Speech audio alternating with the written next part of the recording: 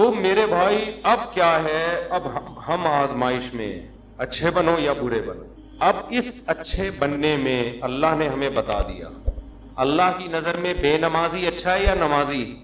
جو نماز نہیں پڑھتا ہمارے لبرل لوگوں کی نظر میں تو اگر وہ اخلاق اس کے اچھے ہیں، اچھی طرح سے بات کرتا ہے، ٹیکس ٹائم پہ دے رہا ہے، وہ ٹریفک کے قوانین کو فالو کرتا ہے، اور آج کل جو دھرنے ہو رہے ہیں ان میں شریک، آج کل جو حکومت کی نظر میں جو دھرنوں میں وہ اچھا بالکل بھی نہیں ہے، اور جب اپوزیشن کے دھرنے ہوں تو پھر یہ والے کہتے ہیں کہ وہ اچھا نہیں ہے. تو ہمارے ہاں اچھے برے کا ہمارے حساب سے معیار، اللہ کے ہاں اچھے اور برے کا معیار یہ ہے جو میری مانتا ہے وہ اچھا ہے، جو میری نہیں مانتا وہ بالکل بھی اچھا نہیں. اچھا آج کل نا ایک اور بڑی مسئلہ بن چکا ہے، میڈیا پہ جنت کو نا لبرل لوگ ایک مذاق بنا کے پیش کر رہے ہیں. ابھی ایک کلپ میرے سامنے آیا، ایک مولانا صاحب بیٹھے ہوئے کسی لبرل سی خاتون کے ساتھ، وہ مولانا صاحب سے کہہ رہی ہے کہ آپ لوگ کہتے ہیں جنت میں مرد کو 72 حوریں ملیں گی اور یہ ہوگا اور اتنے آدمیوں کے برابر، یہ تو عیاشی ہے، یہ تو عیاشی ہے. اور مولانا صاحب ڈیفائن کر رہے ہیں کہ وہ کہہ رہی ہے ہمیں کیا ملے گا، وہ بتا رہے ہیں کہ آپ جنت میں اگر جائیں گی تو حوروں کی سردار ہوں گی، اور پھر میمز بنی ہوئی ہیں اس پہ لوگ مذاق اڑا رہے ہیں. مولانا صاحب اگر میری بات ان تک پہنچ جاتی ہے نا، میں ان سے کہتا کہ آپ کو ان کے سامنے بیٹھنے کی ضرورت کیا ہے، میں سمجھا پا رہا ہوں اپنی بات، آپ کیوں مذاق اڑوا رہے ہو؟ ہر آدمی اس قابل نہیں ہوتا کہ علماء اس کے پاس بیٹھ کر اپنی علمیت کا جنازہ نکلوائیں، اپنے آپ کا مذاق اڑوائیں. کیا ضرورت ہے آپ ایک بال کھلے ہوئے ایک عورت کے اور لبرل انٹی ہے اور اس کے ساتھ بیٹھ کے آپ بولو بھائی محترمہ آپ کو اگر جنت سمجھ میں نہیں آتی تو آپ جاؤ جہنم میں، ہمیں کوئی شوق. ان کو دلائل نہیں دینے چاہیے، اس سے تو آپ اور مذاق اڑوا رہے ہیں. بات اس سے کی جاتی ہے جو بات سمجھنا چاہتا ہو، جو بات سمجھنا چاہتا ہو. ہر معترض کے اعتراض کا جواب نہیں. ہمیں کتنی دفعہ ٹی وی میں بلایا گیا فلاں کے سامنے بیٹھنا ہے، میں نے کہا میں بیٹھوں گا ہی نہیں فلاں کے سامنے، میں اپنی بے عزتی کے لیے بیٹھوں فلاں کے سامنے. آپ کہہ سکتے ہو اس کا مطلب آپ کے پاس دلائل نہیں ہے تبھی آپ کو بے عزتی. دلائل ہیں، سامنے والا اس میں نہ سمجھنے کی صلاحیت ہے نہ وہ سمجھنے کے لیے بیٹھا ہے، وہ بیٹھا ہی مذاق اڑانے کے لیے. جنت جیسی حسین چیز کا جس کو اللہ اتنے ہی ہائی لائٹ کر رہا ہے، اتنا پروٹوکول دے رہا ہے، آپ اس کو مذاق بنا رہے ہو. یہ تو خدا کے غضب کو دعوت دینے والی بات ہے. ایسے لوگوں کو تو اللہ لازمی جہنم میں ڈالے گا کہ تم تو نہ صرف یہ کہ انکار کرتے تھے، تم تو اس جنت کا مذاق اڑایا کرتے تھے، آج تم کیسے مجھ سے یہ جنت مانگتے ہو. تو یہ جو بعض مولانا ٹائپ کے لوگ اس طرح لبرل انٹیوں کے سامنے بیٹھ کے ڈیبیٹ شروع کر دیتے ہیں، یہ بالکل غلط طریقہ ہے. کوئی علمی بحث ہو، کوئی اس میں کوئی ٹاک شاک ہو تو ٹھیک ہے، لیکن اس طرح سے جا کے مذاق اڑوانا. اب انہوں نے جب یہ کہا کہ آپ ان جنتی عورتوں کی سردار ہوں گی تو لوگ ہنس رہے ہیں اس پہ. پہلی بات یہ کیوں سردار ہوگی؟ اس میں کیا سرخاب کے پر لگے ہوئے ہیں؟ اس میں کیا ہے یہ کیوں سردار ہوگی جنت؟ خیر انہوں نے تو یہ کہا تھا اگر یہ جنت میں چلی جائے. یہ بہت زیادہ اعتراض کیا جاتا ہے کہ جنت میں عیاشی ہے، 72 حوریں مردوں کو ملیں گی، یہ تو عیاشی ہے، شراب اور یہ. تو بھائی ہم کب کہہ رہے کہ عیاشی نہیں ہے؟ جنت تو چیز ہی کیا ہے، عیاشی کی تو جگہ ہے وہ. اس میں کون سی ایسی کنفیوژن کی بات ہے؟ یہ تو جنت کا حسن ہے کہ عیش و عشرت کی جگہ ہے. اور یہ جو اعتراض فضول قسم کا کہ عورتوں کو کیا ملے گا جب مردوں کو حوریں مل رہی ہیں، کوئی جنت جو عورت شریف ہوتی ہے وہ ایک سے زیادہ مرد کی متلاشی بولو وہ ہوتی نہیں ہے. آپ کو یہ کہنا چاہیے کہ محترمہ آپ کو اگر ایک ٹائم پہ 2 مردوں کا شوق ہے تو ایسی گھٹیا عورتیں جنت میں جائیں گی، ان میں شریف عورتیں جائیں گی. شریف عورت کی کبھی خواہش نہیں ہوتی کہ میرے ایک سے زیادہ میاں ہوں. عورت بائی نیچر ایک مرد چاہتی ہے، بائی نیچر ہی بگڑ جائے تو ایک نیچر بگڑ جائے تو پھر عورت کو عورت بھی چاہیے نا. پھر تو وسیم کو ستار کو سبکتگین کو عبدالشکور کو. یہ تو انگریزوں میں ہو رہا ہے نا. ارے انگریزوں میں جب بچہ بالغ ہوتا ہے تو پھر پوچھتے ہیں بیٹا میل چاہیے کہ فیمیل، بہو کس کو بنا کے لاؤں، فیمیل کو بہو بناؤں یا میل کو. جب فطرت مسخ ہو جائے تو پھر تو اب آپ کہو کہ ایک آدمی کو شوق ہی میلز کا ہے. اب وہ کہہ رہے جنت میں جنتیوں کو حوریں ملیں گی، مجھے تو شوق ہی میل کا ہے، مجھے کیا ملے گا؟ تو پہلے یہ تو ثابت کر تجھے جنت بھی ملے گی کہ نہیں ملے گی.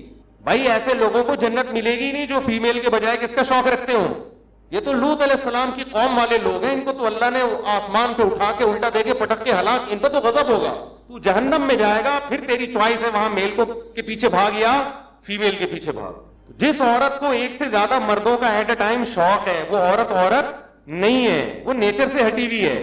جانوروں میں دیکھ لو نا اس کی مثالیں، جانوروں میں آپ اس کی مثالیں دیکھ لیں. ایک میل کئی فیمیلز کے لیے کافی ہوتا ہے. ایسا نہیں ہوتا کہ ایک فیمیل پر کئی سارے میل رکھے. کبھی دیکھا آپ نے فارم ہاؤس میں ایک گائے ہے اور کٹے بہت سارے رکھے ہوئے؟ کبھی دیکھا آپ نے دنیا میں ایسا پاگل دیکھا؟ ان عورتوں کا اصل جواب یہ ہے, ان کا علمی دلائل سے جواب نہیں ہوتا, ان کا جواب انہی کی بات کو انہی پہ لپیٹا جائے. کبھی دنیا میں ایسا دیکھا کسی فارم والے نے ایک بکری رکھی ہوئی اور 8 بکرے رکھے ہوئے؟ کبھی دیکھا؟ وہ بکری تو مر جائے گی تھوڑے دنوں میں. یہ جو میرا جسم میری مرضی کے نعرے لگے تھے نا, اس پہ کسی نے ایک مرغی کا دکھایا, 1 مرغی اور 10 مرغے کا, اور بڑی اچھی میم بنائی تھی. وہ مرغی بالآخر اس دار فانی سے کوچ کر گئی, واقعی مر گئی, حقیقت ہے. تو انہوں نے کہا میرا جسم میری مرضی والی عورتوں کا انجام دیکھو. تو یہ الٹا ہے, یہ سوال ہی بیہودہ ہے کہ عورتوں کو کیا ملے گا جب, یعنی مردوں کو اتنی عورتیں, یہ زیادہ عورتیں رکھنا یہ مرد کی نیچر ہے. زیادہ مرد رکھنا عورت کی نیچر بولو نہیں ہے. شریف عورت ایک شوہر سے کے علاوہ نہیں چاہتی کسی کو. چاہ رہی ہے تو اس کا مطلب شرافت کیا ہے؟ شارٹ ہے, شرافت نہیں ہے اس میں. وہ خراب ہو جائے, فحاشی کی طرف چلی جائے تو ہاں یہ ہو سکتا ہے کہ شوہر ایک ہے, محبت کسی اور سے ہو گئی, شوہر خراب ہے یا کیا ہے, وہ بھی ہم غلط کہتے ہیں کہ بھئی, لیکن ہوتی اس کو کس سے ہے؟ وہ ہوگی ایک سے ہی. اس کی ساری توجہ پھر اسی ایک, وہ چاہے گی یہاں سے طلاق لے کے میں اس کی بیوی بن جاؤں, لیکن یہ کبھی بھی نہیں چاہے گی اس کی بھی بن جاؤں, اس کی بھی, وہ والا بھی مناسب لگ رہا ہے, اس کی بھی بن جاؤں. یہ پھر یہ کیا ہے؟ یہ سیٹنگ آؤٹ ہے, یہ پھر عورت نہیں ہے. تو خیر کہاں سے کہاں, آج بات سمیٹتے جلدی سے ختم کریں, ٹائم بتا دیں جلدی سے کیا ہو رہا ہے. 1:02 ہو گئے نا, بس ابھی سمیٹ رہا ہوں, لپیٹ رہا ہوں بات. تو بات پھر وہی جہاں سے ہم نے شروع کی تھی, دوبارہ ہم قیام و طعام سے ٹن مارتے ہوئے دوبارہ ہم اپنی اصل بات کی طرف آتے ہیں. تو میرے بھائی, اللہ کی نظر میں اچھا کون ہے, جو نماز پڑھتا ہے یا نماز چھوڑتا ہے؟ بولو نا. دیکھو ایک بات خوب اچھی طرح کھوپڑی میں بٹھا لو, اگر آپ اچھا بننا چاہتے ہو اللہ کی نظر میں, باقی ساری چیزیں ایک طرف, اللہ سب سے پہلے توحید کے بعد یہ دیکھتا ہے کہ بندہ نماز پڑھتا ہے کہ نہیں پڑھتا, باقی سب چیزیں بعد میں. کیونکہ الحمد سے لے کے والناس تک قرآن جو اچھے لوگوں کی تعریف کرتا ہے نا, اس میں کہیں بھی ایسا نہیں ہے کہ اللہ نے اچھے لوگوں کی صفات بیان کی اور سب سے پہلے نمبر پہ نماز کا ذکر نہ کیا ہو. سمجھ میں آ رہی ہے بات؟ دیکھو اچھا شہری کسے کہتے ہیں, آپ گورنمنٹ سے پوچھو, اچھے شہری میں سب سے پہلے کیا آئے گا؟ وائلنس ہی نہ پھیلاتا ہو, قوانین کی پابندی کرتا ہو, پھر ٹیکس دیتا ہو, وغیرہ وغیرہ نا. تو کئی ساری صفات لکھی ہوں گی. تو اللہ جب کہتے ہیں نا میرے نیک بندے, ان میں سب سے پہلے اور سب سے زیادہ اہتمام سے اللہ جس صفت کو بیان کرتا ہے وہ کیا ہے؟ میرے نیک بندے نماز پڑھتے نہیں, نماز قائم کرتے ہیں. اس لیے یہ کسی کے دماغ میں اگر فطور ہے, معذرت کے ساتھ تھوڑا سخت لفظ استعمال کر رہا ہوں, یا خناس کا لفظ اور تھوڑا اچھا ہو جائے گا مناسب, کسی کے دماغ میں یہ خناس ہے, معذرت کے ساتھ تھوڑا سخت جملہ استعمال کر رہا ہوں, کہ وہ نماز پڑھے بغیر نیک بن سکتا ہے یا اچھا بن سکتا ہے, تو وہ اپنے دماغ کا بولو علاج کر. میں اکثر ایک واقعہ بتاتا ہوں, ایک خاتون کا فون آیا, میرے بھائی کا انتقال ہو گیا, بہت اچھا تھا, مجھے خواب آ رہا ہے کہ وہ جنت میں جا رہا ہے, اور خواب آ رہا ہے. میں نے کہا پھر تو امید ہے انشاءاللہ بہت اچھا ہوگا, تو بس آپ بھی دعا کر دیں, لیکن خواب تو بہت اچھے آ رہے ہیں, اور بہت اچھا تھا, بہت ہی اچھا تھا. میں نے کہا کیسے بہت ہے؟ میں نے مجھے شاید کو بہت ہی اچھا ہوگا بھائی, اتنے اچھے تو آج کل اچھے ہوتے ہیں لیکن بہت زیادہ اچھے مارکیٹ میں ملتے نہیں ہیں. تو اس لیے میں نے مزید پوچھ لیا, میں نے کہا کیا مطلب, کیا کرتا تھا بچہ تھا؟ اس نے کہا لوگوں سے مسکرا کے بات کرتا تھا, کبھی کسی کا دل نہیں دکھایا. میں نے کہا بہت اچھا تھا. میں نے کہا نماز پڑھنے کے؟ بس نماز نہیں پڑھتا, بس نماز. ان کو تو میں نے نہیں کہا بیچاری کہ میت ہوئی ہے دل خراب ہو جائے گا, میں نے کہا ان کو نہیں کہا, میں نے آپ کو کہہ رہا ہوں کہ ان کو مجھے یہ کہنا چاہیے محترم, یہ جو آپ کو خواب آ رہے ہیں نا جنت منت کی, یہ شیطانی وسوسے. آپ کہہ سکتے ہیں ہو سکتا ہے اللہ نے بخش دیا, دیکھو ہو سکنے کو تو دنیا میں سب بہت کچھ ہو سکتا ہے. الحمد سے لے کے والناس تک جو قرآن بیان کر رہا ہے وہ وہی وہ ہے جو یقینی ہے, اور خواب یقینی وہی نہیں ہے. تو اس یقینی کے مقابلے میں غیر یقینی کو ہم کیسے چھوڑ دیں؟ یعنی غیر یقینی کے مقابلے میں ہم یقینی کو کیسے چھوڑ دیں؟ تو یہ تو اپنا تخیل بھی ہو سکتا ہے. میں نہیں کہہ رہا کہ اللہ نے اس کو جہنم میں بھیجا, یہ تو اللہ ہی بہتر جانتے ہیں. بے نمازی کے لیے اللہ نے قرآن میں کہیں بھی رحمت کا, مغفرت کا تذکرہ بولو نہیں کہ. ایک حدیث سنا کے بیان ختم کرتا ہوں.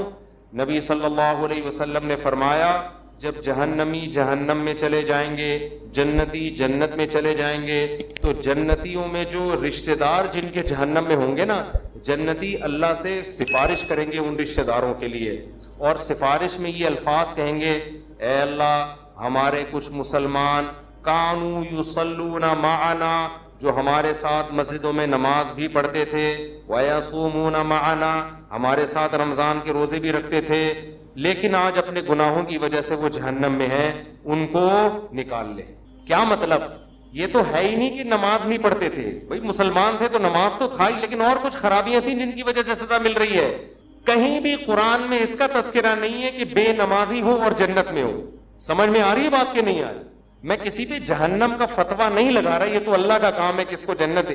قانون اور ضابطہ یہی ہے کہ بے نمازی کے لیے جنت نہیں ہے۔ یہ اسلام کی پہلی علامت ہے نماز، آپ کو پڑھنی پڑے گی، چاہے آپ دل سے خوش ہو یا نہ ہو، آپ کو اور جماعت سے پڑھنی پڑے گی آپ کو۔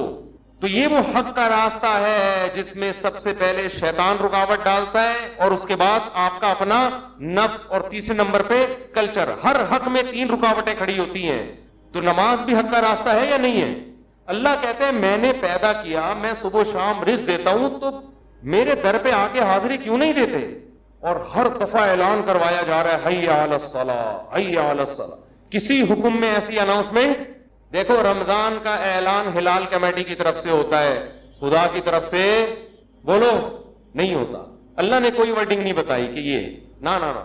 زکوٰۃ کا اعلان کسی کی طرف سے بھی نہیں ہوتا۔ اسٹیٹ بینک ایک اناؤنسمنٹ کر دیتا ہے کہ چاندی اتنے روپے تولے اور فرسٹ رمضان کو زکوٰۃ کٹ جائے گی۔ اللہ کی طرف سے اناؤنسمنٹ کا کوئی انتظام بولو نا یار نہیں ہے۔ ماں باپ کے حقوق، ان کے ساتھ حسن سلوک فرض ہے، لیکن اللہ کی طرف سے کوئی یاد دہانی مسلسل قرآن میں اللہ نے لکھ دیا، بس الگ سے اناؤنسمنٹ نہیں ہے۔ حج کی الگ سے اناؤنسمنٹ ہے کوئی؟ اللہ کی طرف سے۔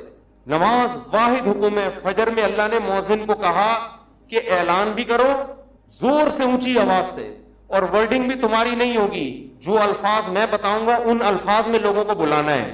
ایسا نہ ہو تم اپنے الفاظ میں کہو، لوگ اس کو تمہاری دعوت سمجھیں گے، لوگ مولوی صاحب کا بیان سمجھیں گے اس کو، لوگ کہیں گے مولوی صاحب نصیحت کر رہے ہیں۔ اگر اللہ مؤذن کو اجازت دیتے تھے بھائی لاؤڈ اسپیکر پہ کھڑے ہو کر لوگوں کو یاد دہانی کراؤ افضل طریقے سے کہ لوگوں نماز کے لیے آ جاؤ، لوگ اس کو اللہ کا بیان سمجھتے یا مؤذن کا؟ کہتے یار یہ اپنا ہے۔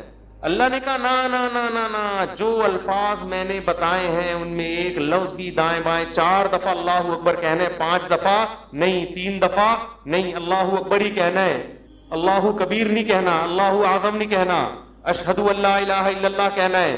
اب لا الہ الا اللہ کے بعد کوئی محمد رسول اللہ لگا سکتا ہے؟ نہ نہ نہ، جو ورڈنگ میری ہے وہ، پھر اشہد ان محمد رسول اللہ، پھر حی علی الصلاۃ، یہ بھی 2 دفعہ کہنا ہے، 3 دفعہ کہنے کی بھی اجازت نہیں، 1 دفعہ کہنے کی بھی اجازت نہیں، پھر حی علی الفلاح۔ اب مؤذن کہ حی علی الفلاح آج میں پہلے کر دیتا ہوں، حی علی الصلاح آج میں بولو بعد میں۔ نہ نہ نہ، اللہ نے کہا تیرا کام ہے، تو میری طرف سے متعین ہے، یہ اناؤنسمنٹ میری طرف سے ہوگی۔ کیوں؟ اللہ ایک ایک بات اس لیے تاکہ اللہ کی حجت اس کے بندوں پہ تمام ہو جائے، کل قیامت میں کوئی یہ نہ کہہ سکے اے اللہ نماز میری سمجھ میں نہیں آ رہی تھی۔ اللہ کہے گا 5 دفعہ تیرے کان میں نے اپنی کبریائی ڈلوائی اور وہ ورڈنگ تو اس کو بھول گیا تھا، یہ کیسے ہو سکتا ہے؟ میرے بھائی چھوٹا حکم نہیں ہے، چھوٹا حکم نہیں ہے، ایمان اور کفر کا مسئلہ یہ۔ ابھی سے عزم کرو، ابھی سے پابند۔ اگر سستی ہو رہی ہے سستی کا علاج کرو۔ آج موٹیویشنل اسپیکر آپ کو بتا رہے ہیں سستی کا علاج کیا ہے، وہ آپ کو پیسہ کمانے میں جو سستی ہو رہی ہے نا اس کا علاج بتا رہے ہیں۔ آپ سارا دن سوتے پڑے رہو، مر جاؤ گے بھوک سے، زیادہ زیادہ یہی ہوگا، کم نقصان ہوگا آپ کا۔ لیکن قیامت کے دن جو اللہ سب سے پہلے آپ سے پوچھے گا وہ کیا پوچھے گا؟ وہ نماز کا پوچھے کہ میں نے پیدا کیا تھا اور میں نے بار بار پیدا ہوتے ہی کان میں اذان دلوا دی، پیدا ہوتے ہی۔ اس کو ہلکا سمجھنا شروع کر۔ خواتین جا رہی ہیں شاپنگ کرنے، نماز بول، سفر پہ جا رہے ہیں نماز بول، تو سفر میں ہی تو پتہ چلتا ہے نماز کا، شاپنگ کے دوران ہی تو پتہ چلتا ہے نماز کا۔ تو آج سے عزم کرو میرے بھائی۔ اور میں ایک نسخہ بتا دوں، جس نے فجر کی نماز جماعت سے پڑھ لی، اس کا مطلب باقی نمازیں بھی کیسے پڑھتا ہے وہ؟ جماعت سے۔ فجر پڑھ لی نا، اس کا مطلب باقی نہیں چھوڑے گا، پھر فجر کو فوکس کر لو۔ اور جی ہاں، فجر میں تو اللہ نے ایک اور الفاظ اضافہ کروا دی نا، الصلاۃ خیر من النوم۔ کتنے پیارے الفاظ ہیں، کتنی میٹھی نیند سو رہا ہوتا ہے، اللہ نے بتا دیا۔ دیکھو اللہ میاں نے بھی کیسا کام کیا، مؤذن کو بولا بولنا ہے، گھر میں لٹ لے کے نہیں پہنچا۔ ہم اگر کسی کو سمجھائیں، ایک دفعہ سمجھائیں گے آ جا نماز کے لیے، دوسری دفعہ سمجھیں، تیسری دفعہ غصہ آئے گا نا، جا کے تھپڑ لگا دیں گے، ابے میں تجھے سمجھا رہا ہوں، تیری کھوپڑی میں بات آ نہیں رہی ہے، یا آپ بیگم کو ایک بات سمجھا رہے ہو, بیگم چائے میں تھوڑا چینی کم ڈالا کرو, تم ویسے اتنا میٹھا بولتی ہو کہ چائے میں میٹھے کی ضرورت نہیں ہے, پھر وہ چینی زیادہ ڈال رہی ہے, پھر چینی زیادہ, پھر آدمی کو غصہ آتا ہے نا. یہی تھوڑی کہ ہمیشہ ریکارڈنگ چلا کے چلا جائے گا چینی کم ڈالو چینی کم ڈالو. ایک دن 5 6 7 8 دفعہ آ کے اس کو غصہ آئے گا کہ بھائی بولا ہے کم ڈالو, نمک کم ڈالو, 1 دفعہ 2 دفعہ 3. لیکن اللہ کا اصول دیکھو, اللہ نے کہا مؤذن سے فجر میں اعلان کر دینا حی علی الصلاۃ حی علی الفلاح الصلاۃ خیر من النوم, نماز نیند سے بہتر ہے. بس بتا دینا گھر میں ڈنڈا لے کے نہ سونے تو جو پڑا ہوا ہے. کیوں؟ لا تحسبن اللہ غافلا عما یعمل الظالمون. قرآن کہتا ہے ظالم جو کچھ کر رہا ہے اللہ کو اس سے غافل مت سمجھو. اللہ غافل نہیں ہے, اللہ حجت تمام کر رہا ہے, ابھی نہیں پوچھے گا. اگر پکڑنا شروع کر دے تو پھر آزمائش نہیں ہے, پکڑنا شروع کر دے اللہ تعالیٰ پھر تھوڑی آزما. ابھی تو اللہ کہہ رہے ہیں جو سو رہا ہے سونے دو. جو میرے نیک بندے ہوں گے نا جن کو پتا ہے کھلاتا اللہ ہے پلاتا اللہ ہے, وہ اس آواز پہ کان دھریں گے, وہ اسے سنیں گے. یار یہ بار بار کیا کہا جا رہا ہے؟ غیر مسلم بھی سنتے ہیں اذان, پتہ ہے آپ کو, وہ بھی غور کرتے ہیں یہ کیا ہو رہا ہے, بار بار کیوں مسلمان اناؤنسمنٹ کرتے ہیں. لیکن ہم اس اناؤنسمنٹ کو سن سن کے ہمارے کان سن ہو گئے ہیں. تو ہم اس خوش فہمی میں ہے کہ اللہ تعالیٰ مؤذن کو آٹو پہ کر کے معاذ اللہ بھول گیا ہے. جیسے بٹن دبا کے بعض دفعہ آدمی بھول جاتا ہے نا, تو اللہ مؤذن کا بٹن دبا کے شاید بھول گئے ہیں. اللہ کو تو پتہ ہی نہیں کہ اس آواز کو نہ کوئی سن رہا ہے نہ کوئی اس پہ لبیک. 2-4 آدمی بیوقوف سے مسجد میں آ جاتے ہیں. وہ میں مذاق میں کہہ رہا ہوں, ایسا نہ ہو ہمارے نمازی بولے ہم کو بیوقوف کیوں بول رہے ہو. مطلب وہ میرا مقصد اس سے یہ ہے کہ وہ جو ایک آدمی تھا نا, ایک مولوی صاحب تھے مسجد میں, تو کسی دیہاتی کا بیل آ گیا یا کٹا آ گیا مسجد میں, تو مؤذن صاحب نے اس کٹے کو مارنا شروع کیا. تو دیہاتی بھاگتا ہوا آیا, بولا مولوی صاحب یہ بے زبان جانور ہے, مسجد میں بھولے سے آ گیا, کبھی مجھے دیکھا آپ نے مسجد میں؟ یہ تو بے زبان بے عقل آ گیا, کبھی مجھے دیکھا؟ یعنی میں عقل مند ہوں, میں تھوڑی بات ہوں. تو جو بیچارے چند آ رہے ہیں وہ لوگ ان کو بیوقوف سمجھتے ہیں. تو اللہ میاں نے اناؤنسمنٹ کرا کے نا یاد دہانی بار بار کرا رہے ہیں. تو اب ہم یہ سمجھتے ہیں کہ چند بیوقوف ہیں جو اللہ کی دعوت پہ لبیک کہہ کے نماز پڑھنے آ جاتے ہیں, بیوقوف لوگ ہیں. ایکچولی ان کو تو کوئی گھر میں کام دھندا ہے نہیں, بیوقوف لوگ ہیں, تو اس لیے آ جاتے ہیں مسجد میں. اصل تو جو جن کا قوم کے وسیع تر مفاد میں بھی کام کرنا ہے, ایکچولی ترقی کرنی ہے, بزنس کرنا ہے, ایجوکیشن ہے, کل پیپر ہے, وہ اگر فجر میں اٹھیں گے تو پیپر کی میں نیند پوری نہیں ہوگی, پیپر میں پیچھے رہ جائیں گے. جب رمضان کا روزہ غامدی صاحب کے نزدیک پیپر کی وجہ سے چھوڑنا جائز ہے تو فجر کی نماز کی کیا اوقات بنتی ہے. تو ایکچولی کر کے ایک دن موت کا فرشتہ آئے گا, بولے گا چل پتلی گلی سے نکل. پھر آدمی کہے گا میرا پلاٹ, میری جائیداد, میرا گھر, یہ سب ختم. تبلیغ جماعت میں وہ ہے نا حضرت مولانا کیا نام ہے ان کا, جو اجتماع میں بڑا اچھا بیان کیا تھا, انہوں نے بڑی پیاری بات کی, مولانا عباد اللہ صاحب, بڑی پیاری بات کی انہوں نے بیان میں, کہ لوگ کہتے ہیں ہم تبلیغ میں وقت لگائیں گے جب ہم سیٹ ہو جائیں گے. اس طرح لوگ کہتے ہیں ہم دین کی طرف یا نماز کی طرف آئیں گے جب ہم کیا ہو جائیں گے, ذرا سیٹ ہو جائیں. فکروں سے تو آزاد ہوں, بھی تو شادی بھی ہے, پہلے جاب ہے, پھر بزنس ہے, اب سیٹ ہو جائیں گے نا سارے کاموں سے. وہ کہتے ہیں آدمی سیٹ کبھی بھی نہیں ہوتا. وہ سیٹ کیسے ہوتا ہے, انہوں نے بڑی پیاری مثال دی. ایسے سیٹ ہوتا ہے کہ وہ کہتا ہے میں سیٹ ہوں گا, ہو نہیں رہا, ایک مسئلے کے بعد دوسرا مسئلہ, دوسرے کے بعد تیسرا مسئلہ, ہوتے ہوتے ایک دن موت کا فرشتہ آتا ہے اور بالآخر اس کو قبر میں اتار دیتا ہے. پھر اس کے رشتے دار اس کو قبر میں اتارتے ہیں اور دیکھتے ہیں اس کو قبلہ رخ کر کے ذرا صحیح طرح سے لٹاؤ. صحیح طرح سے لٹانے کے بعد پھر کیا کہتے ہیں, اب سیٹ ہے. مردے کو کہتے ہیں نا اب یہ کیا ہے, اب سیٹ ہے, اب مٹی ڈال. اس سے پہلے پتھر نہیں رکھتے قبر میں جب تک مردہ سیٹ. بھائی مردہ ٹیڑھا میڑا قبر میں پڑا ہوگا تو کوئی مٹی ڈالتا ہے؟ پہلے سیٹ کرتے ہیں نا اس کو. تمیز سے سیٹ کرنے کے بعد سب بیک زبان بولتے ہیں گورکن سے, اب پتھر رکھ دو, اب کیا ہے, اب سیٹ ہوا ہے. لیکن اب سیٹ ہونے کا فائدہ بولو, اب نہ تیرے قبر میں اذان کی آواز آئے گی تجھے, نہ کوئی الصلاۃ خیر من النوم سمجھائے گا, اور تیری جائیدادوں کو پیچھے لوگ کرنے والا سمجھ کے پھوڑ رہے ہوں گے. 2-4 دن یاد کریں گے ہمارے ابا نے ہمارے لیے بحریہ ٹاؤن میں کتنا اچھا پلاٹ بنایا, ہمارے ابا بہت اچھے تھے, کیوں چلے گئے دنیا سے. 3-4 دن کے بعد ویلیاں لگاتے ہوئے پھر رہے ہوں گے آپ کے بچے, کون سے ابا کہاں گئے, کیا ہوا, کوئی نہیں یاد کرے گا میرے بھائی. 4 دن میں سب بھول بھلائیاں. اور اولاد کو دین نہیں سکھایا وہ تو چوتھے دن ہی بھول جاتی ہے, دین سکھایا تو کم از کم موت تک دعاؤں میں یاد رکھ رہے ہوتے ہیں. تو اس لیے انسان کا بچہ وہی ہے میرے بھائی جو انگریزوں سے دھوکے میں نہ ہو, یہ لبرل لوگوں سے دھوکے میں نہ ہو. ایک موٹیویشنل اسپیکر کی میں تقریر سن رہا تھا ابھی, کبھی کبھار میں سنتا نہیں ان کی تقریریں, کلپ سامنے آ جاتے ہیں نا, شارٹ کلپ آج کل 1-2 منٹ کے آ رہے ہیں.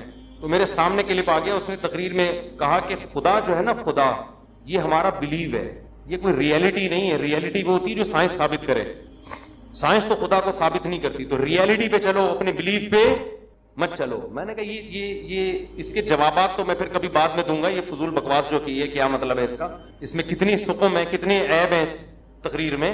لیکن میں نے کہا مرے گا تو یہ سارا تیرا جو تکبر ہے نا, جس نے بنایا ہے وہ پوچھے گا کہ تیرا بلیف مجھ پہ تھا کیوں نہیں. تو سائنسدانوں کو تو مانتا ہے, بنی ہوئی چیزوں کو دیکھ کر کہتا. اللہ تعالیٰ نے سورہ الحاقہ کی ان آیات میں تھوڑا سا جنت کا نقشہ کھینچا ہے کہ جس کا اعمال نامہ دائیں ہاتھ میں دیا گیا, فَيَقُولُ وہ کہے گا ہَاؤْمُ اقْرَءُوا کتابیہ, ارے لوگو میرا اعمال نامہ پڑھو. خوش ہوگا بہت زیادہ.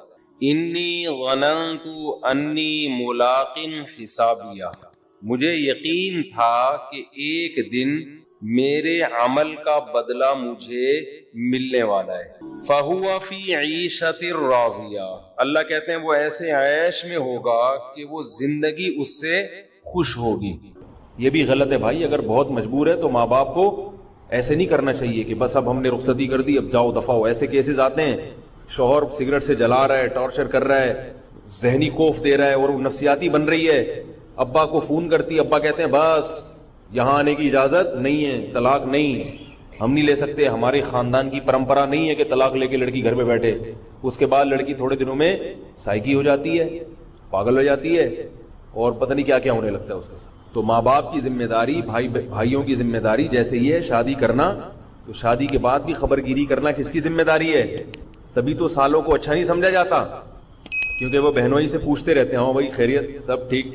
تو یہ بھی ذمہ داری ہے نکاح کے بعد بھی لڑکی کے بھائیوں کی کہ اگر اس کے ساتھ سسرال میں ظلم زیادتی ہو رہی ہے تو وہ اپنے گھر کے دروازے کھول کے رکھیں کہ بھائی رہو عزت کے ساتھ. خامخواہ میں اس کو پن نہ کریں کہ وہ طلاقیں لینا شروع کرے, لیکن اس کے لیے کہیں کہ بھائی دیکھو گزارا کرو حتی الامکان. شریف عورت اپنے شوہر کی خامیوں کو برداشت کرتی ہے اور حتی الامکان گھر بسانے کی کوشش کرتی ہے. بالکل اگر ناقابل برداشت معاملہ ہو جائے تو پھر قرآن نے بھی کہا ہے کہ علیحدگی اختیار کرو. پھر علیحدگی کے لیے اس کو گھر کے دروازے بولو بھائی کھول کے رکھیں, کیونکہ ایسے کیسز آ رہے ہیں کہ دروازے بند کر دیتے ہیں ماں باپ, اس کے بعد پھر وہ کبھی گھر سے بھاگ رہی ہے, کبھی کیا کر رہی ہے, کبھی دوسرے مردوں سے ناجائز تعلقات پیدا ہو جاتے ہیں اس کے. ایسی یہ سب غلط ہے. یہ خوب یاد رکھو, جہاں طلاق شریعت میں ناپسندیدہ ہے وہیں سخت مجبوری میں طلاق نہ دینا ناپسندیدہ ہے, اور طلاق نہ لینا ناپسندیدہ ہے. یہ آیتیں ہم ممبر پہ بتاتے ہوئے بھی ڈر لگتا ہے کہ لوگ غلط مطلب نہ لیں. دیکھو قرآن مجید میں اللہ کا ارشاد ہے کہ میاں بیوی محبت سے رہیں.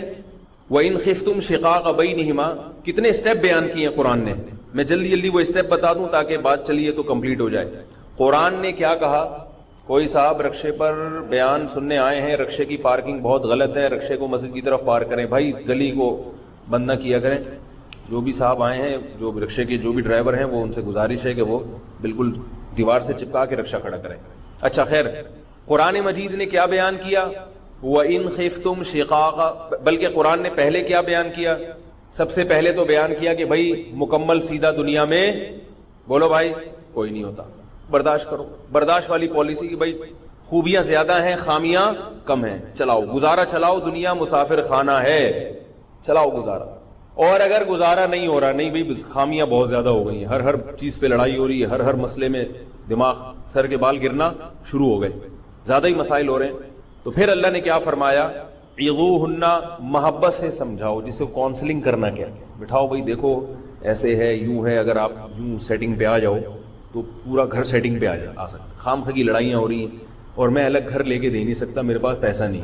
ساری باتیں تمیز سے, یہ نہیں کہ گلاس توڑ کے اس کو سمجھانا شروع کر دو, ٹھوکریں مار کے, آرام سے, تمیز سے, محبت سے. اور یہ جو کاؤنسلنگ ہوگی اس کے لیے ٹائم بھی ایسا ہونا چاہیے جب ذہن فریش ہوتا ہے. ایسا ٹائم کہ اس میں جلے بھنے بیٹھے ہوئے ہیں نا, تو اچھی بات بھی انسان کو بری لگتی ہے. تو ایسے وقت میں اللہ نے کیا فرمایا کہ اس کو نصیحت کرو.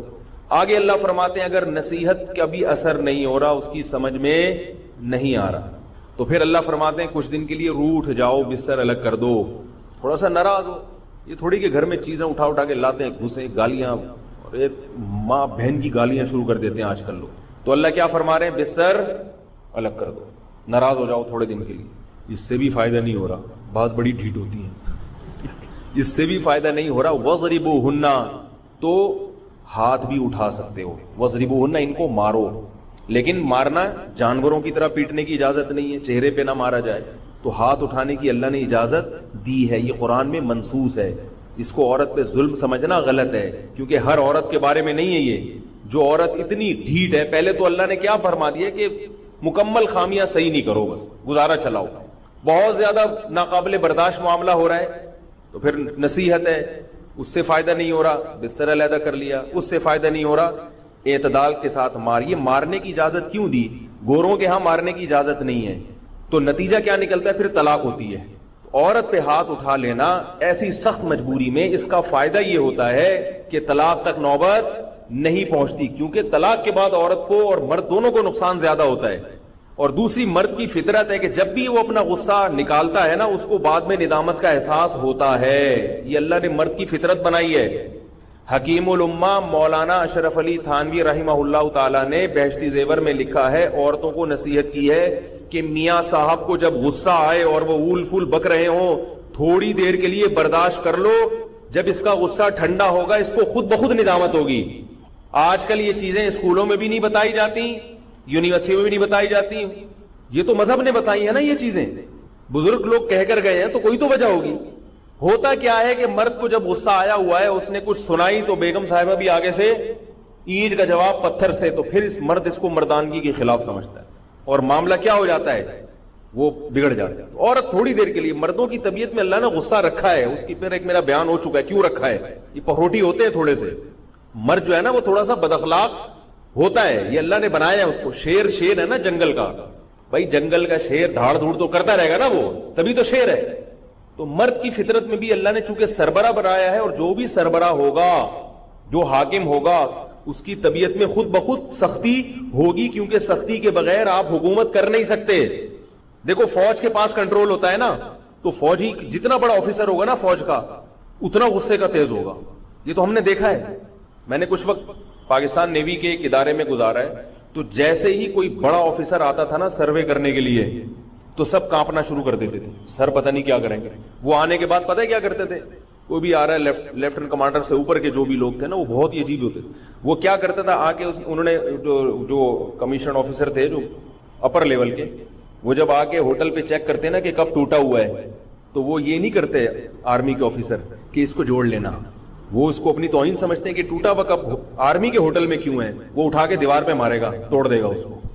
ہم نے اپنی آنکھوں سے دیکھا ہے، آپ کسی بھی آرمی کے آفیسر سے پوچھ لیں کہ ان کے ایٹیٹیوڈ یہی ہوتے ہیں، آرمی کے جتنے بڑے بڑے آفیسر ہیں نا، اور یہ آرمی انگریزوں نے اس کو وہ بنایا ہے بڑے سوچ، اصل میں تو برطانیہ کی آرمی تھی نا، تو انگریز ہے بڑا ہوشیار، اس نے برطانیہ میں جب آرمی بنائی تو اس نے یہ اصول اور ضابطے بنائے کہ جتنا بڑا آفیسر ہوگا وہ اتنا ہی پخروٹی ہوگا، کیونکہ جتنا غصے کا تیز ہوگا، ماتحت پہ کنٹرول اتنا ہی اس کا زیادہ ہوگا، لوگ ڈریں گے، کیونکہ جنگ میں روب کی ضرورت ہے۔ ورنہ اب کیا ہے کہ جیسے ہی کوئی بڑا آفیسر سروے کے لیے آئے گا، سارے ہوٹل والے کانپنا شروع، یار یہ ٹوٹے ووٹے کب چھپا دو، نئے کب خرید کے نا اچھا اس کو، کیونکہ روب ہے تو کام ہو رہا ہے نا، جنگ میں یہ روب کام آتا ہے۔ اب جنگ میں اگر آرمی کا آفیسر فوجی سے کہے یار تم فائر کرو، وہ کہہ رہا ہے ابھی میں ادھر کھجا رہا ہوں، میں ادھر چائے تو پینا تھا یار، کہہ رہا ہے میں تیرے کو کہہ رہا ہوں بھائی تو فائر کر، سر کیا فائر لگا کے رکھیے، کر لیں گے نا یار، ایسے چلے گا حساب، اتنی دیر میں وہاں سے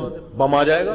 تو گورا بڑا ہوشیار ہے، اس نے جو آرمی بنائی اس کے اصول بڑے زبردست بنائے، اور یہی اصول شریعت میں بھی ہیں کہ بھئی امیر کی سننی ہے، اس میں نو کا آپشن نہیں ہے آپ کے پاس۔ تو ٹھیک ہے گھر میدان جنگ نہیں ہوتا، لیکن میدان جنگ بھی بن جاتا ہے۔ تو اس لیے اللہ نے مرد کو چونکہ گھر کا سربراہ بنایا ہے تو اس کی فطرت میں غصہ ڈال دیا ہے، تھوڑا سا بد اخلاق بنا دیا اس کو، تھوڑا سا اڑی اڑی کرے گا، وہ کرنی نہیں چاہیے۔ جلدی سے سمیٹ کے ختم کرتا ہوں، موضوع مکمل چینج ہو گیا، میں نے بات شروع کہاں سے کی تھی ہے؟ ہاں میں یہ کہہ رہا تھا اللہ نے مرد کو بڑا بنایا ہے تو خواتین کو اشکال، یہ کس پر آئی تھی بات؟ یہ آدم علیہ السلام پہ بات شروع ہوئی تھی کہ آدم علیہ السلام کی پسلی سے اللہ نے عورت کو کیوں، اس کے بارے میں علمی نکات بیان کر رہا تھا، اس میں حکمت یہ، اس میں حکمت یہ، اس میں ایک حکمت، آخری حکمت وہ یہ ہے کہ آدم علیہ السلام ہی کے جسم سے بنایا نا اس کو، تو انسان اپنے آپ سے مانوس ہوتا ہے، دیکھو مثال تو بڑی بیہودہ ہے مگر سمجھ میں فوراً آئے گی. جب بھی کوئی شخص بیت الخلاء میں بیٹھتا ہے اپنی بدبو سے گھن آتی ہے اس کو؟ بولو بھائی. حالانکہ کیسے ہی گندی بدبو ہو مگر گھن نہیں آئے گی. اور اس سے زیادہ صاف ستھرا آدمی تھوڑی دیر پہلے واش روم سے نکلا ہو کیسا ناک پکڑ کے جائے گا اندر اور گالیاں بھی دیتا جائے گا. یہ انسان نا اپنی ذات سے اتنی محبت کرتا ہے کہ اس کو اپنی بدبو بھی بدبو نہیں لگتی. مثال غلط ہے لیکن یہ اس سے بہتر مثال کوئی ہو نہیں سکتی. انسان کو اپنے آپ سے محبت ہوتی ہے. تو اللہ نے آدم کے جسم کے ٹکڑے سے ہی ہوا کو بنا دیا تاکہ آدم کے دل میں ہوا کی محبت پیدا ہو جائے خامیوں کے باوجود. بات آ رہی ہے سمجھ میں؟ کیونکہ اپنی خامیاں بھی انسان کو نظر نہیں آتی. تو مرد کے لیے عورت جو ہے نا اسی کے جسم کا ٹکڑا ہے. حدیث میں آتا ہے فَإِنَّهُنَّ شَقَائِقُ الرِّجَالِ. اور اپنی چیز خراب بھی ہو تو بہرحال اچھی لگتی ہے انسان تاکہ جنس ہو میلان ہو اس کی طرف. تو یہ اللہ تعالیٰ کی بہت بڑی حکمت تھی. تو اور یہ بھی ایک حکمت تھی کہ آدم علیہ السلام کو پہلے لایا گیا عورت کو بعد میں یہ بتانے کے لیے کہ مرد عورت کے بغیر رہ سکتا ہے. کچھ تصور ہے اس کا مگر عورت کو پہلے زمین پہ آنے کے لیے پہلے مرد کا سایہ چاہیے. عورت کو دنیا میں لانے کے لیے پہلے مرد کا انتظام کیا گیا جو اس کی نگرانی کرے گا. نہیں یار نا کیسے؟ اس لیے عورت کو نگرانی کی ضرورت ہے ورنہ حضرت ہوا پہلے آتی بالکل آزاد کوئی میرے اوپر مجھے آرڈر دینے والا نہیں ہے میں بالکل آزاد ہوں. تو اسلام عورت کے لیے اس آزادی کا قائل نہیں ہے. عورت جب بیٹی ہے کہیں جائے گی تو ابا کو بتا کے جائے گی ابا میں وہاں سے وہاں جا رہی ہوں وہاں سے وہاں آ رہی ہوں یہ فلانے صاحب کا نمبر ہے دیکھ لیں. ٹھیک ہے نا آپ کے میرے چچا کا نمبر دیکھ لیں. اب ابا وہ کہنے کے نمبر کس کا ہے آپ کون ہوتے ہیں مجھ سے پوچھنے والے. یہ اسلام کا مزاج اور یہ فطرت کا مزاج نہیں ہے. ابا نہیں ہے تو بھائی نگرانی کریں گے. کئی مردوں کے سائے ہوتے ہیں عورت کے گرد. پھر جیسے ہی نکاح ہوا تو اب کون ہے؟ شوہر ہے. خواتین اس میں اپنی توہین محسوس کرتی ہیں. یہ کیا بات؟ بھائی میاں کی تو کوئی نگرانی نہیں ہو رہی وہ تو جہاں مرضی جا کے بیٹھ رہا ہے. میں کہیں تھوڑی دیر لیٹ ہو جاؤں تو فوراً مس کال آ جاتی ہے بیگم کہاں ہو. یہ بھی خواتین کہتی ہیں مرد کو ریموٹ کنٹرول کی طرح. بھائی نہیں ہو سکتا. وہ مرد کو عورت کنٹرول نہیں کر سکتی اور نہ کرنے کی اجازت ہے. عورت مرد سے اپنے حقوق کا مطالبہ کر سکتی ہے کہ بھائی ٹھیک ہے آپ سارا دن کہاں گھومتے ہیں مجھے نہیں پتا لیکن رات کم از کم میرے ساتھ ہونی چاہیے. یہ عورت کا حق ہے کہ شوہر رات کس کے ساتھ گزارے. اور رات کا مطلب رات یعنی کہ 3:45 بجے رات کو آ رہا ہے. اب خواتین کیا کرتی ہیں کہیں بھی بیٹھا ہوا ہے نا فون کر کے کہاں ہیں آپ. وہ بیچارہ گھبرانا شروع کر دیتا ہے یار میں تو پکڑا گیا. ٹھیک ہے تو بھائی نگرانی ہو ہی نہیں سکتی اس کی. وہ نگرانی ناممکن ہے. اس کو اللہ نے گھر کے باہر کے لیے پیدا کیا. یہ ایسا ہی ہے جیسے ہم وزیر اعظم کی نگرانی شروع کر دیں. میں جناب آرمی کے وہ جنرل باجوہ سے آپ کہاں گھوم رہے ہو بھائی کیونکہ آپ ہمارے حکمران ہو آپ کہاں گھوم رہے ہو. کہ تو کون ہوتا ہے بھائی مجھ سے پوچھنے والا میں کہاں گھوم. لیکن ہم اگر کہیں ادھر ادھر جائیں گے ہم ملک سے باہر جائیں گے پہلے ہمارا پاسپورٹ دیکھا جائے گا کہ بھائی پرمیشن لیے گورنمنٹ سے. کیا خیال ہے؟ گورنمنٹ پوچھے گی ہم سے. ہم گورنمنٹ سے نہیں پوچھیں گے. یہ اصول ہے دنیا کا. باس پوچھے گا ماتحتوں سے ماتحت باس سے نہیں پوچھے گا. باس سے پھر باس کا باس پوچھے گا. تو مرد اگر گھر کے باہر وہ الٹی سیدھی ایکٹیویٹیز میں مبتلا ہے تو اس سے اس کا باس جو خدا ہے یا اس شوہر کے جو ابا ہیں وہ پوچھیں گے. بیوی اس سے یہ پوچھے گی کہ میرے حقوق ادا ہو رہے ہیں کہ نہیں ہو رہے. تو اتنا زیادہ کنٹرول نہ کریں بیچارے کو. وہ کنٹرول میں آئے گا نہیں پھر لڑائی جھگڑے شروع ہو جائیں گے اور طلاقیں ہوں گی. ہاں عورت شوہر عورت کو کنٹرول کرے گا یقیناً کرے گا لیکن کیونکہ وہ سارے حقوق اللہ نے اس کے ذمہ ڈالے اس لیے کہ پھر یہ تمہاری اجازت کے بغیر گھر سے نکلے گی نہیں اور تمہاری عزت کے بغیر کسی کو گھر میں گھسنے دے گی نہیں. جاب بھی کرے گی تو تم سے پوچھ کے کرے گی. سمجھ رہے ہو؟ دیکھو یا تو گورے بن جاؤ ان کے یہاں سب آزاد ہے. نہیں بنتے نا تو پھر اسلام کو فالو کرو. اسلام میں یہی ہے. خاندانی لوگ اسی تمیز سے اسی طرح سے چلتے ہیں. بالکل آزادی نہیں ہوتی. تو میں یہ بتا رہا تھا کہ عورتیں اس میں اپنی توہین محسوس نہ کریں کہ یار ہم پر اتنے پہرے لگا دیے. مرد کا پہرا بھائی کا پہرا پھر ابا کو بھی بتائیں بھائی بھی دیکھ رہا ہے کالج میں جا رہی ہے آ رہی ہے کہاں جا رہی ہے کس کے ساتھ آ رہی ہے. خود چھوڑنے جا رہا ہے بھائی خود لینے جا رہا ہے. اور جناب پھر یہ شوہر پھر وہ نگرانی. تو دیکھو پھول کے گرد کانٹے ہوتے کہ نہیں ہوتے؟ کیا خیال ہے بھائی؟ تو یہ پھول کی توہین کے لیے ہوتے ہیں یہ پھول کی حفاظت کے لیے ہوتے ہیں. پھول ہے ہر آدمی آ کے اس کو توڑے گا. تو اللہ نے پہلے کیا کہ پہلے ان کانٹوں کو. گلاب کا پھول کتنا خوبصورت ہوتا ہے اس کے کانٹے بھی ویسے ہی خطرناک ہوتے ہیں. تو عورت کی مثال اللہ نے پھول کی بنائی ہے. مرد گھر میں سے باہر نکلے گا کوئی اس کا پیچھا نہیں کرے گا. کبھی دیکھا آپ کے پیچھے کوئی آ رہا ہو یا تو کوئی چور ڈاکو آ رہا ہو تو ایک الگ بات ہے. وہ بھی آپ کے پیچھے نہیں آ رہا ہوتا آپ کے بٹوے کے پیچھے آ رہا ہوتا ہے. اس کو پتا ہے کہ اس کی جیب میں پیسے نہیں ہے تو کبھی بھی نہیں آئے گا. لیکن عورت کے پرس میں 1 روپیہ بھی نہ ہو پھر بھی وہ جہاں نکل رہی ہوتی ہے 4-6 آدمی اس کے پیچھے پیچھے خود بخود ہو جاتے ہیں کہ یار ہم آنٹی کو چھوڑ کے آ گیا. ایک خاتون نے مجھے خود بتایا, انہوں نے کہا میں گھر سے باہر جاتی ہوں تو وہ کہہ رہی ہے کہ میں جو ہے نا 4-5 آدمی مجھے لفٹ دینے کے لیے کہ محترمہ ہم آپ کو پہنچا دیں, محترمہ ہم آپ کو پہنچا دیں. تو میں نے کہا کہ بھائی آپ برقع پہن کے نکلیں. تو یہ عورت کے اور خواتین کے حالات ہیں. جو بھی آئے, کوئی کسی خاتون کی کوئی ہیلپ کی ضرورت ہو 10 آدمی آ جاتے ہیں مدد کرنے کے لیے, میں پہنچا دوں میں پہنچا دوں. تو پھول ہے, اس کے گرد بھائیوں کے کانٹے اور باپ کا کانٹا ہوگا. کہیں بھی کوئی پیچھا کرنے والا ہے نا تو پیچھے سے بھائی دیکھ رہا ہو, بھائی یہ میری بہن کے پیچھے پیچھے بندہ کون جا رہا ہے یار, یہ کانٹا ہے, جا کے اسے چبھے گا. بولے کہ کیا ہے بھائی خیریت, تو وہ کہے گا, وہ فوراً بیان چینج کر دے گا. وہ فوراً کیا کرے گا, اگر اس کو پتا ہوگا کہ اس کا نہ کوئی بھائی ہے نہ کوئی باپ, پھر مسئلہ خراب ہوگا. سمجھ رہے ہو کہ نہیں سمجھ رہے؟ تو اس لیے اللہ کا ایک نظام ہے. کیا بات چلی تھی یار, اب تو قسطوں میں ٹوٹ ٹوٹ کے بات ہو رہی ہے. تو وہ بات یہاں شروع کہاں سے ہوئی تھی, ہیں عرش کے سائے کے نیچے تو ہوں گے, وہ حدیث میں آتا. ہاں میں, اور یاد آیا الحمدللہ, اللہ کا شکر ہے. بات یہ چل رہی تھی کہ قرآن کی بلاغت میں بیان کر رہا تھا کہ مرد میں چونکہ یہ شہوت زیادہ ہے نا, تو عورت اگر دعوت دے اور مرد بچ نکلے تو یہ بہت بڑی نیکی ہے.